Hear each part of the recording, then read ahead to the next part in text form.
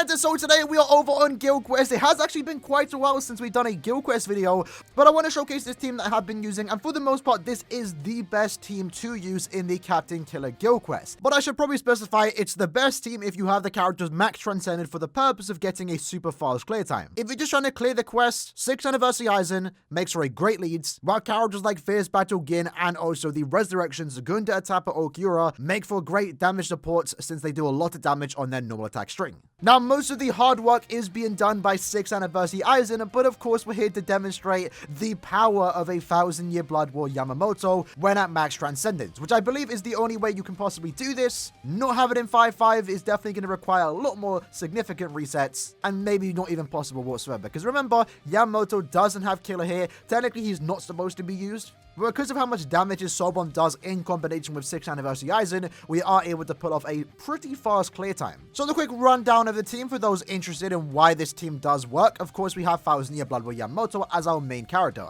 He's here just to use his soul bomb. All of the damage that he's going to do is on that soul bomb. And the reason why he can do a lot of damage, of course, is because he is max transcended, but his soul bomb in general is able to do a lot of damage for these main reasons. Double weaken defense, allowing us to do 1.6 times more damage. Weakening, allowing us to do 1.5 times more damage. With the fact that we do 80% more damage to enemies afflicted by weakening and also burn, that allows us to do 1.8 times more damage. And then because we have these spiritual pressure boosts, when we do inflict a stat zone, we get an 80% stat boost to our spiritual pressure stat, which in combination with our transcendence, links, and also accessories, when we do inflict a stat zone, our SP stat is going to be looking like this. But having a look at the build, we've given the character a tension tie just to allow our soul to do double damage here, a fortification pill, and also a T-set to give us as much SP as possible. And then again, to emphasize our soul bomb damage, our 3 links that we did bring all offer more damage when at full stamina. Our next character though is Yuha Baha. In his case, he's only here for the SA2. His SA2 is a team boost, a booster boost, so he is providing our YAMAMOTO and also AIZEN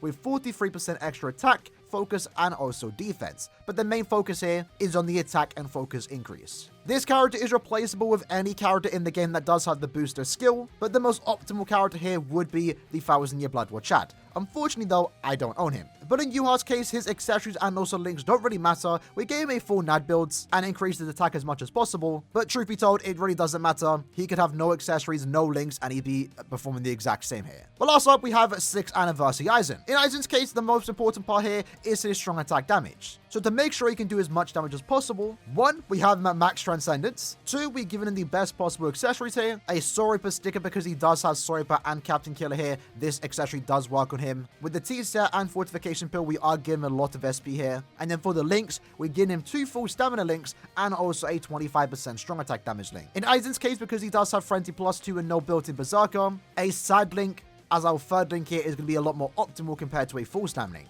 And then to round him up for his bonus abilities, again, further increasing the damage that he can do on his soul bomb, we gave him 25% full stamina damage and also 20% more damage to weakened enemies because YAMAMOTO will apply the weakening. But that's basically the whole rundown for this team, so let's demonstrate it in the Captain Killer Guild Quest. So jumping into the run then, I'm going to show you some good runs and some bad example runs here. Again, for the most part with a team like this, it really comes down to just timing the soul bomb when AIZEN uses his SA2. That's the most important part, and it's the only reason we're able to get into the 5th wave and clear as fast as we possibly can. His SA1 and also SA3 can do a lot of damage, but using the soul bomb in combination with the SA2, that distant AoE into a tracking vortex, since the initial attack is just a straight AoE in front of him, it syncs really well with YAMAMOTO's soul bomb, or more so YAMAMOTO's soul bomb syncs really well with that SA2, and it allows you to nuke basically into that 5th wave, where at that point all you really need to do is use 1 or 2 more strong attacks. But as you can see here, as an example run, we were able to use our soul bomb in combination with AIZEN's SA2. That would go to the final boss, which is Kenpachi, and at that point, all we have to do is use 1 or 2 more strong attacks to finish up the particular boss, and we were able to clear the quest in less than 3 to 4 seconds time. Now, in this particular case, obviously, it does come down to RNG to a certain extent.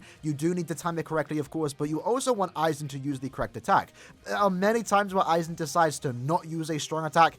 Maybe he wants to use his SA1, maybe he wants to use his SA3, maybe sometimes he doesn't even want to use a strong attack and he just sits there using his normal attack. So that's where most of the resetting comes from. This isn't a team that you're going to go in and clear first attempt. Having said that, The example run here, we did get our second attempt. It doesn't take that long. I definitely used worse teams that had to reset significantly longer.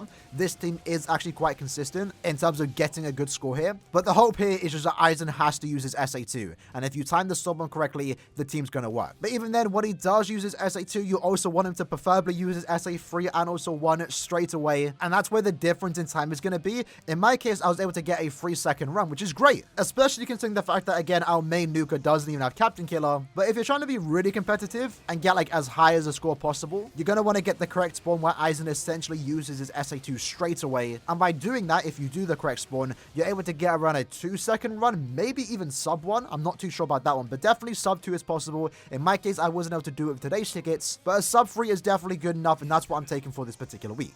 But with that said, that's basically the breakdown for this particular team. This probably is the best team, minus the Yuha, probably replacing with Chad. You could even throw in a 1000-year Blood War round 14 Ichigo here. But I must say, the Captain Guild Quest is in desperate need of a new OP nuker. Essentially, every other Guild Quest week has a new OP nuker, right? Someone that's able to do a lot of damage on their sword bomb. And it's from those sword bombs alone with some good support that you're able to get some really fast clear times. Captain doesn't have that, which is why we resort to using 1000-year Blood with YAMAMOTO. But I'm sure somewhere down the line, especially this year, we're going to get a new character with probably weakening bombardment, this ultra pressure boost that also has Captain Killer. Hopefully 2 killers, so they can be more useful outside of Guild Quest 2. But with that said, hope you guys enjoyed the video, just demonstrating my team for this current Guild Quest week. In the comments below, let me know what team you lads are using, and I'll see you guys next time. Take care and peace.